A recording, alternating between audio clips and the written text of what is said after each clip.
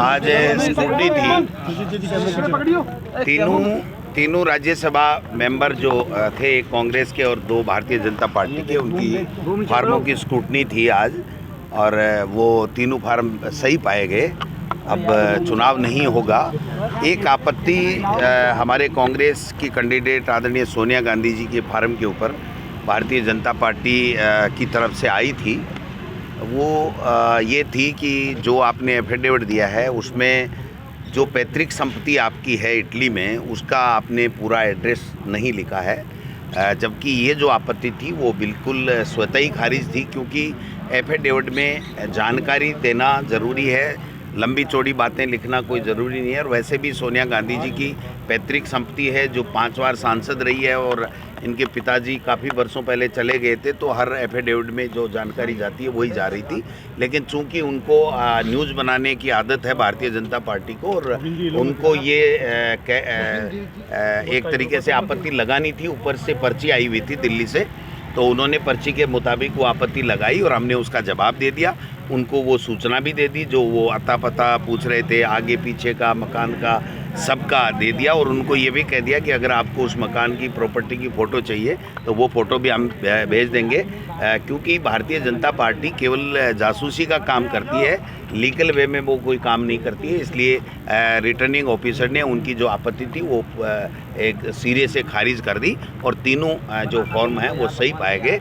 और अब मैं समझता हूँ कि अब कोई चुनाव नहीं होगा। तीनों का जब भी विधिवत समय है वो राज्यसभा के लिए निर्वाचित होंगे, तो ये आज का रहा। उनको कोई फर्क नहीं पड़ता, वो सांसद है वर्तमान में भी, और हर बार इनकी आदत है कि सोनिया गांधी जी के जब भी वो इलेक्शन सांसद का लड़ती हैं लोकसभा का, तो वो हर बार कुछ न कुछ न्यूज़ बनाने के लिए आपत्ति लगाते हैं, और उनको मुंह की खानी पड़ती है, उनकी आपत्तियां खारिज होती हैं। उसी तरीके से उन्होंने अपनी पुरानी परंपरा को कायम रखते हुए उन्होंने नाम के लिए आपत्ति लगाई, जिससे वो अखबारों में बने रहे हैं और एक न्यूज़ बना सकें कि देखिए इनकी प्रॉपर्टी इटली में है। तो जब पैतृक संपत्ति है, उनका जन्म वहाँ हुआ है, उनके माता पिता वहाँ से थे, तो उनकी प्रॉपर्टी, पैतृक संपत्ति उनके आएगी। उनका जो भी शेयर बनता है वो, तो इसमें कोई नई चीज़ नहीं थी। लेकिन उनको चूँकि आपत्ति लगानी थी, उन्होंने लगाया, वो आपत्ति रिटर्निंग ऑफिसर ने खारिज कर दी। मैं समझता हूँ कि बिल्कुल गलत तरीके से उनको केवल और केवल सुर्खियों में रहने के लिए, न्यूज़ में रहने के लिए दिल्ली से जो पर्ची आई उसके मुताबिक उन्होंने ये आपत्ति लगाई थी, जो खारिज कर दी। मालवीय बीजेपी में जा रहे हैं, कह रहे थे कि बोले कांग्रेस कुछ लोगों से अब जा रहे हैं नहीं जा रहे हैं, आ जाएगी खबर। कोई जाए कोई फ़र्क नहीं पड़ता है, वो किस उद्देश्य को लेके जा रहे हैं, किस दबाव में जा रहे हैं, किस लालच में जा रहे हैं, ये सब चीज़ें समय आने पे खुलासा हो जाएंगी।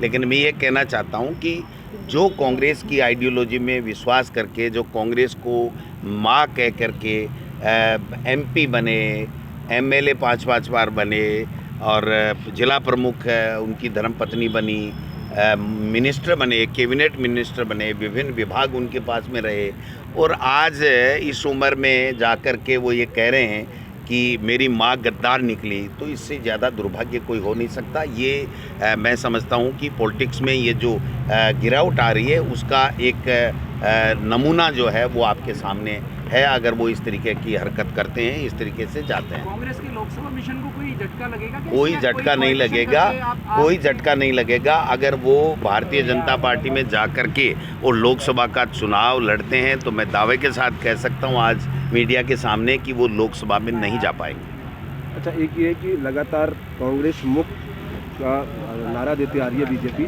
और लगातार अभी भी कहा, आज भी प्रधानमंत्री ने कुछ लेकर कांग्रेस को लेकर बोला लाभार्थियों से संवाद में। मुक्त हो रही है भाजपा मुक्त हो रही है, जब कांग्रेस के लोगों को ले रहे हैं वो, जो बरसों तक कांग्रेस को अपनी माँ कहते हैं और कांग्रेस ने उनको सबको मान सम्मान और प्रसिद्धि दी है, तो भारतीय जनता पार्टी के लोग कहाँ जाएंगे। इसलिए उनका मिशन है कि भारतीय जनता पार्टी जो मूल विचारधारा की पार्टी है, उनके लोगों को, उनकी लीडरशिप को ख़त्म किया जाए और केवल मोदी जी दिखें, मोदी जी के अलावा कुछ नहीं दिखे। मैं समझता हूँ कि इसी मिशन के तहत ये सब लोग ये काम कर रहे हैं। आपके कई साथियों के और बीजेपी में जाने की अटकलें चल रही हैं। ये कुछ भी कर लें, कोई नहीं जा रहा है। ये सब अफवाहें फैला करके और इस तरीके का वातावरण लोकसभा में, इससे ये लगता है, मैं स्पष्ट रूप से कहना चाहता हूँ, इससे ये लगता है कि भारतीय जनता पार्टी की एनडीए की सरकार केंद्र में अब की बार नहीं बनने जा रही है।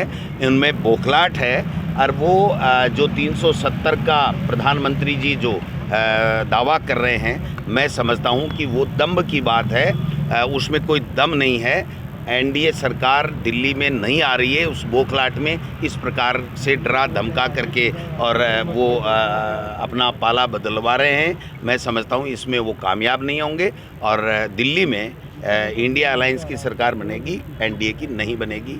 ये जनता का मूड है।